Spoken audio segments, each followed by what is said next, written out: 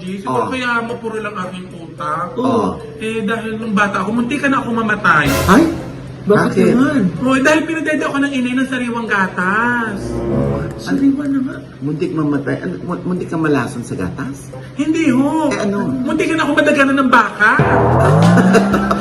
Gaga ka pala. Bakit diretso ko sa bakan? Eh, hindi ko sa inay. Tapos titipid. Ayan kung ano nangyari sa utak ko. Diyos ko. 74 ang grades ko tuloy.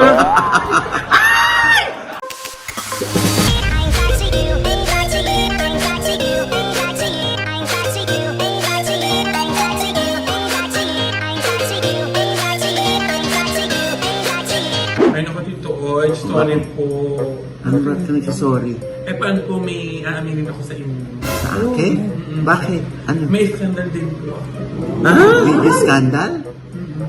Anong Eh, nangyari? hindi ko naman alam dahil tsaka bata pa ako noon. O bakit? Anong ganap? Anong ganap na eksena doon? Eh, di kita ko yung aking ami. Ay! Eh, hindi ko alam na binibidyan pala ako ng lalaki. Oh my God. Nakakaya.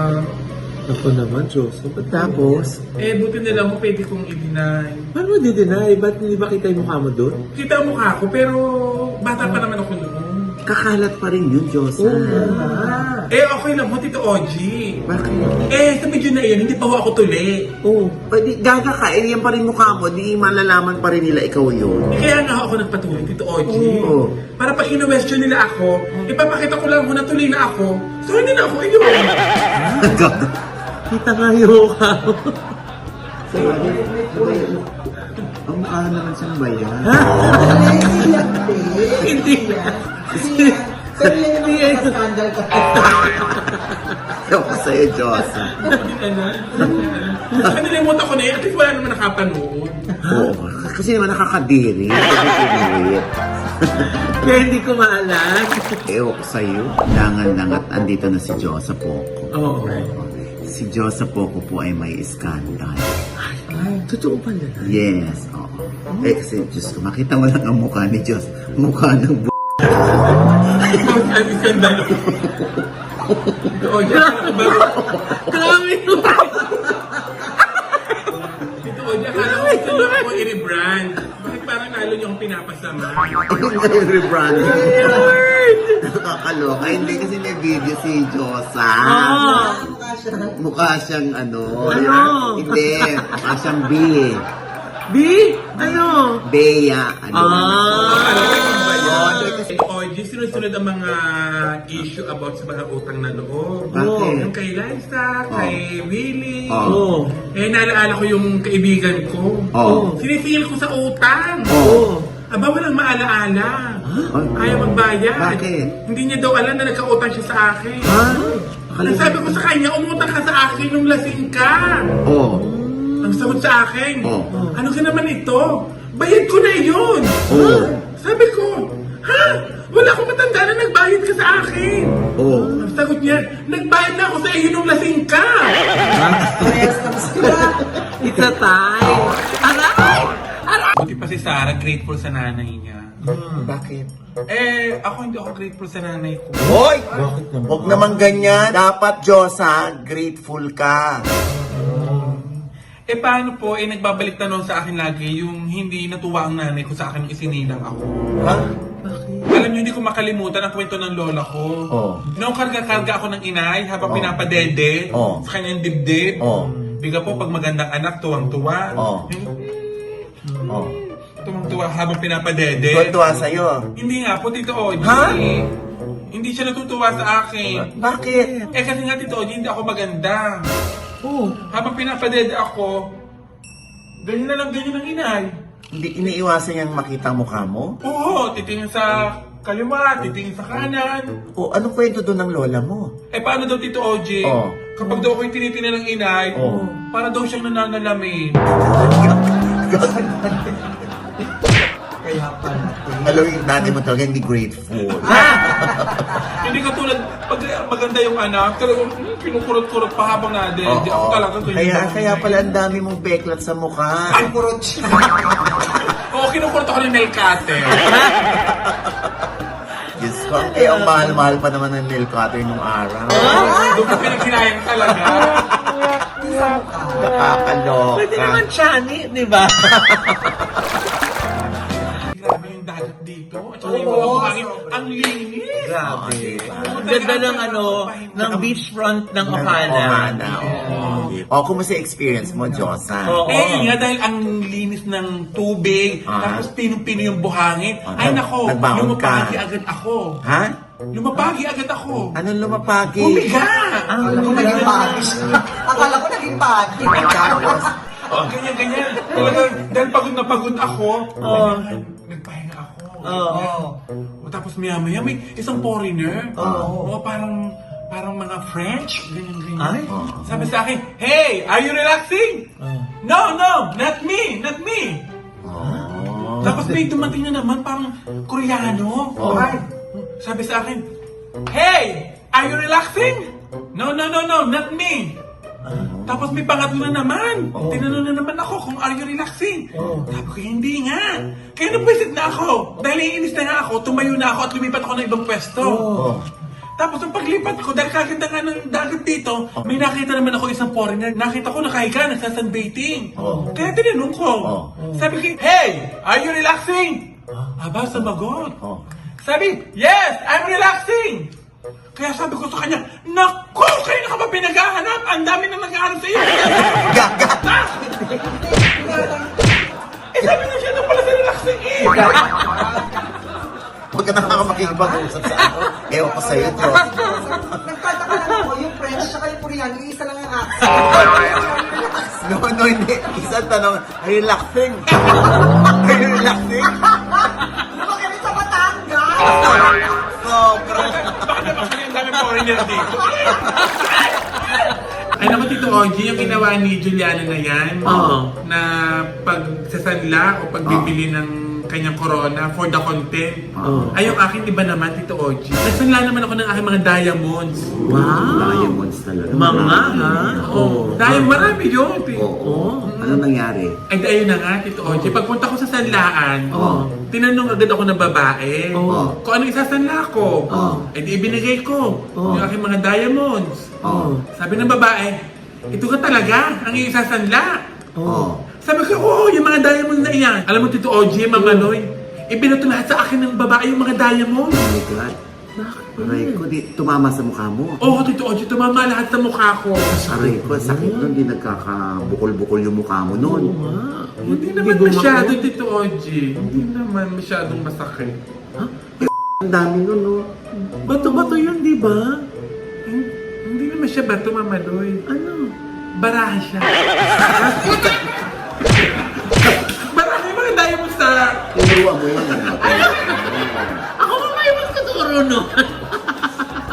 Kabubo. Bakit mo magagaling yun? Wala ako may isang laki. Parang may nasasabi sa wala daw value. Gago si Diyosa. Tatampaling kita dyan. Kahit naman ako, yun ang sagot ko sa'yo, no? Babato ko talaga sa'yo yun. Dapat kailangan na pag-usapan natin kanina na si Enrique ay bumili ng aso. Ay naku, yung aking tiyan, mayaman. Bumili din ng poodle, giant poodle. Oo, mahal na mahal niya yung kanyang asong iyon. Ang problema ay nawala. Naku po, yung nakapulot naman ay pinapatubos ng malaking halaga. Yung aso. Oo, dahil syempre giant poodle. Ay pinapatubos ng 1 milyon. 1 milyon? Oo. Nakakaloka. Eh, sinasamantala dahil mahal na mahal nga ng tiya ko. Eh, sabi ng tiya ko, ang kaya ko lamang 500,000, baka pwede na iyon. Hindi pumayag. Hindi pumayag. Kapal naman ang mukha. Yun Hindi nga, naman kanya. ayaw ko. Gusto ko ay may milyon. May milyon. Ay, sabi naman ng tiya ko, siya, baka pwedeng kalahating milyon. Sumagot yung nakapulot. Yan! Pwede na yan. Diyan tayo magkakasarado. Parang pareho lang yun ang 500. Eh, mo. May milyon kasi. Galing mo. Bakit naman ituturo ko? Ito, Ogie, dahil parang kanina, parang ang dating is parang ayaw nyo na siyang tawaging anak. Eh, bakit hindi pa Tita Liza? Liza? Basta i-text lang niya ako na, Tito Ogie, pwede ba Tita Liza na lang? Hindi ba gusto mo, Johnson? Hindi naman May yung kalaban alam ayaw. may kalaban ni Tita Jen.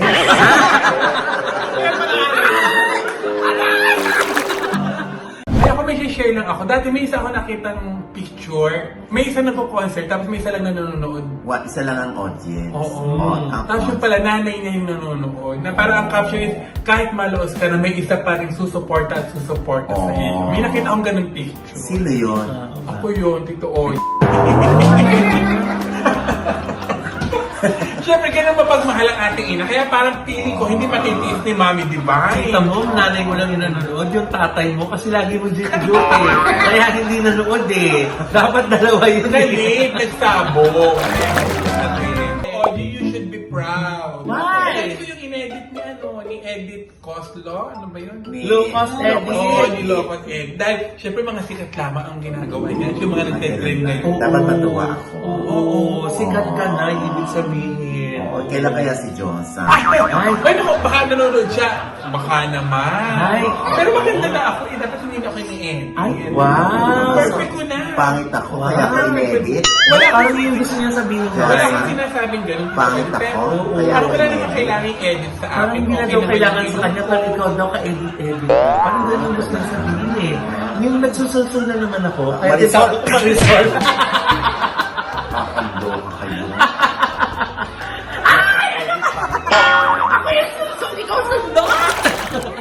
Ako dito, Audrey, nung isang araw sa mall, may nagpa-picture sa akin. Anong sabi niya sa akin?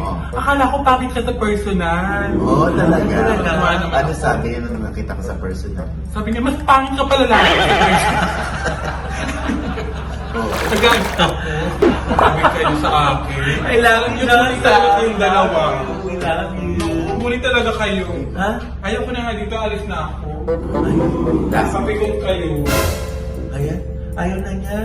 So, So, dalawa na lang. Oo. Pwede si Pretty Trish. Oh, feeling Saka ko si Magda. Oo. Kayo naman yung mahirap. It's a prank! No, siniryoso ka namin. Oh, ano naman kayo? Pinipiro ko lang kayo naman. Hindi na mabiro kayo. Hindi eh, parang seryoso ka kanina eh. Hindi, pinipiro lang ako. Naisip ko na kung anong gagawin niya Magdalena ng Fox dito. Oo, Ah! diba? Si Trisha. Oo, pretty Trisha. Please comment below. Gusto niyo naman wala talaga si Johnson Oo. at si Hindi Pretty naman. Trisha or si Magdalena May mga Fox. candidates naman na po kami. Wala na kasi ako may-isip na joke. Kaya kunyari, ipaprank ko kayo. Hindi, parang ano. Saka parang busy na sila kasi nga di ba lagi sila nasa Laguna. Oo. Si San Pablo kay Mayor at Chen Castillo. Ay, hindi na ako nakakapunta doon. Pinipiro ko lang naman. Ayos na okay naman. Kaya kanina, OG, grabe kayo. Hindi nga makikita. Di ba? Convention Center. Ito, OG, na nagpunta nga ako dyan sa Gorgeous Smile. Oo. Naku, nung una hindi ako bumilip kay Doc. Itong si Solis. Uy, Oo. sa'yo na. US trained yun, hello! Nung pinupo niya na ako sa dental chair, Oo. tapos pinanganga ako. Oo. Sabi sa akin, Josa, alam ko ang ulam mo kanina. Oh. Alam nyo? Sige nga, wala ayun ko anong ulam ko kanina. Oh. Sabi ni Doc, tinolang manok. Tinan mo, yung gilid ng ngipin mo, may malunggay pa. Sumagot ako kay Doc. Oh. Sabi ko kay Doc, Doc, ano ka ba? 2 days ko pa ulam yan. Hindi rin nahulaan. Hindi na wala na hindi ka nag-toothbrush. Nakakaloka. Bigla ako nalaala, nung yung kanina yung hindi nag-reply yung anak ni Dennis. Ayan, tama na. Dennis sa Bati. Dennis talaga yun. Dennis, ang Dennis. Dennis eh. Dennis na may niece. Yun nga po yung hindi na-replyan. Oo. Ang ama, ayan, ama na hindi nag-Dennis. Naalala ko dito, Oji, yung aking boyfriend. Oh, bakit? Nung nagkagalit kami, ayan, ang offertory ko, dinala ko din ng cake. Wow! Para magkabati kami. Sabi ko, happy birthday to you. Happy birthday to you. Dito, Oji, nag-walk out, bumaba. Oh my God. Nalungkot ako. Inakit mo pa naman yung cake sa second floor tapos Kaya nga dined dito, back Oji, ka. Oh, tapos, sa sobrang galit ko, itinapon ko yung cake. Oh my God. Tapos maya-maya, umakit yung boyfriend ko. Nakita ko. Oh. Nasyak ako sa dala niya. Ay, anong dala niya? Platito at kutsara. Gaga ka. Ikaw talaga, tinapon yung cake. Ito naman yung... Hindi ba kasi siya nagsasalita? Yung pala kukuha siya ng platito. Paano nga naman daw makakain? Yung cake ko palang... May natin na nag-walk out. So, Ayun, lalo nagalit sa akin. Pinumunyun sa akin yung cake lalo. Lalo ka nalot-lot. Kaya ganyan ako